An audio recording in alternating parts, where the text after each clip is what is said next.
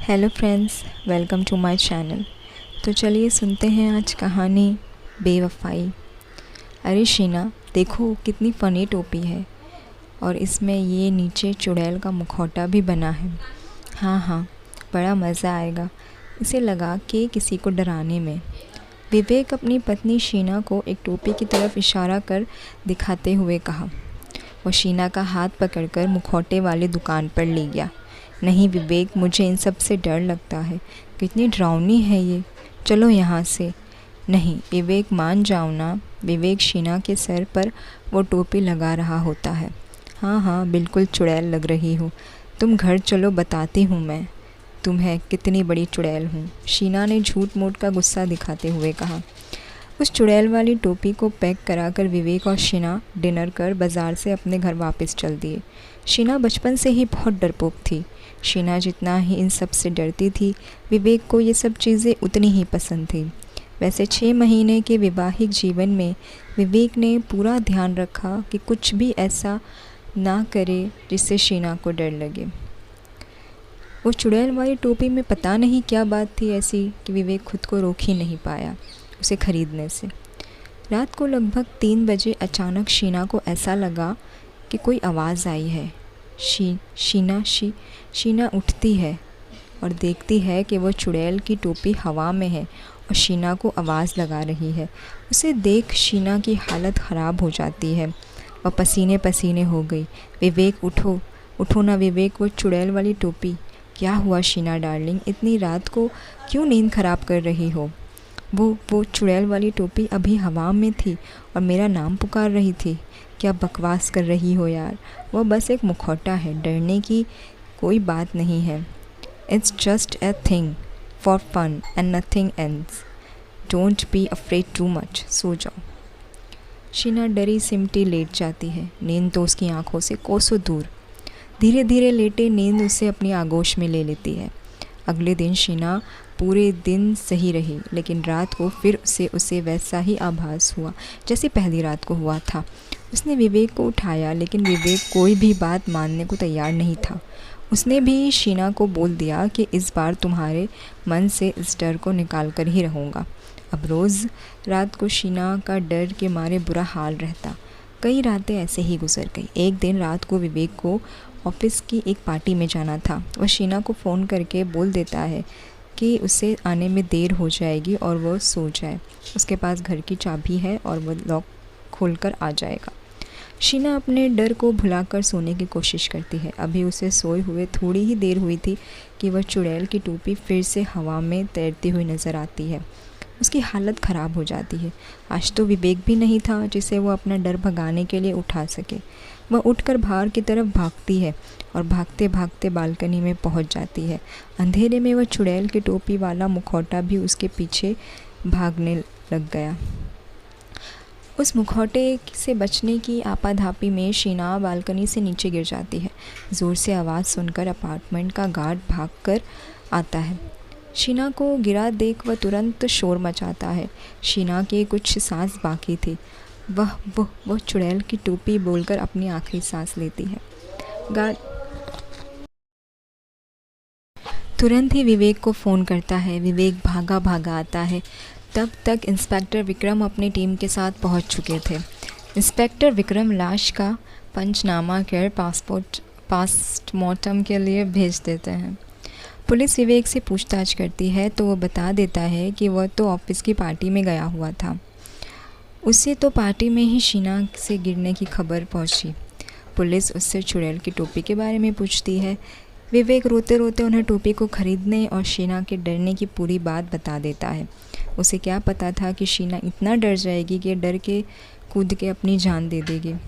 Inspector Vikram की flat और उसको मुखौटा कब्ज़े में ले लेते हैं और अन्य कार्रवाई के लिए थाने में लेके जाते हैं। थाने में हवलदार चौबे साहब, ये डिप्रेशन में आकर आत्महत्या का मामला है। इंस्पेक्टर विक्रम, नहीं, ये मामला जितना सीधा लग रहा है उतना है नहीं, कुछ तो गड़बड़ है। ये देखो। इंस्पेक्टर विक्रम हवलदार चौबे को कुछ दिखाते हैं। देखकर हवलदार चौबे भी चौंक जाता है। मामले की पूरी तहकीकात की जाती है। विक्रम के कलीग से भी पूछताछ की जाती है। सब बस यही बयान देते हैं कि उस दिन विक्रम सीधा ऑफिस से ही हमारे साथ पार्टी में आ गया था। विक्रम के ससुराल वाले भी विक्रम पर किसी तरह का शक जाहिर नहीं करते, लेकिन इंस्पेक्टर विक्रम के पास कुछ ऐसा सबूत था जिसकी वजह से वो ये मानने को तैयार ही नहीं थे कि ये एक हादसा था या शीना ने आत्महत्या की है। उन्हें पूरा यकीन था कि शीना की हत्या हुई है। इंस्पेक्टर विक्रम विवेक पर पूरी नज़र रखते हैं। वह अपार्टमेंट के बाहर लगे सीसीटीवी फुटेज से भी विवेक की हर हरकत पर नज़र रखते हैं। आखिर उन्हें कुछ ऐसा दिख जाता है कि इस मामले की गुत्थी सुलझती नज़र आती है। विवेक फुटेज में अपार्टमेंट की ही एक युवती के साथ नज़र आता है। इंस्पेक्टर विक्रम एक बार फिर विवेक के अपार्टमेंट पर जाते हैं। पुलिस विवेक को गिरफ्तार कर थाने ले जाती है। वहाँ जब विवेक की तबीयत से पिटाई की जाती है तो वो सब सच बता देता है। आज फिर इंस्पेक्टर विक्रम विवेक और शीना के अपार्टमेंट में जाते हैं, लेकिन अब की बार वह विवेक के नहीं किसी और फ्लैट पर जाते हैं। एक युवती दरवाज़ा खोलती है। पुलिस को देख थोड़ा घबरा कर पूछती है, यस सर, बताइए मैं आपकी क्या मदद कर सकती हूँ। इंस्पेक्टर विक्रम, हमें शीना की डेथ के मामले में एक चुड़ैल की तलाश थी, उसी के सिलसिले में आपसे पूछताछ करनी थी। आपका शुभ नाम? जी, नम्रता। लेकिन इसमें मैं आपकी क्या मदद कर सकती हूँ? मैं तो शीना को जानती भी नहीं थी।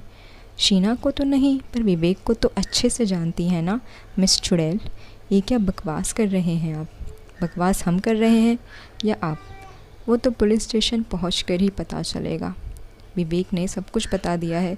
हमारे पास आपके नाम का अरेस्ट वारंट है। चलिए मिस चुड़ैल। महिला पुलिस अधिकारी ने हथकड़ी लगा कर नम्रता को गिरफ्तार कर लिया।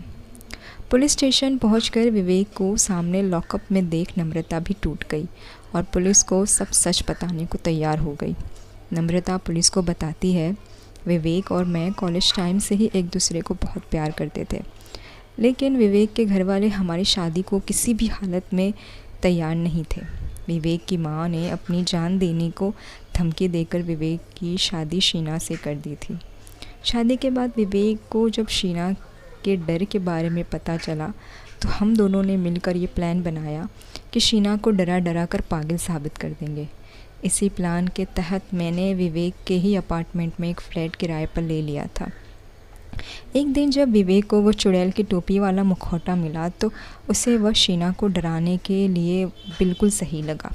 विवेक के घर की एक डुप्लीकेट चाबी मेरे पास भी थी। मैं रोज़ सीढ़ियों के रास्ते से ही रात को जाती थी और शीना को वो मुखौटा पहन के डराती थी। उस रात भी जब विवेक को ऑफिस की पार्टी में जाना था तो मैं चुपचाप विवेक के घर पर गई। उस रात शीना डरते डरते बालकनी में पहुंच गई और मुझसे बचने के चक्कर में लड़खड़ाकर बालकनी से गिर गई। सर, सच मानिए, हमारा इरादा शीना को मारने का बिल्कुल भी नहीं था। हम तो बस उसे डरा के पागल साबित करना चाहते थे, जिससे विवेक उसे तलाक दे दे और हम दोनों शादी कर लें।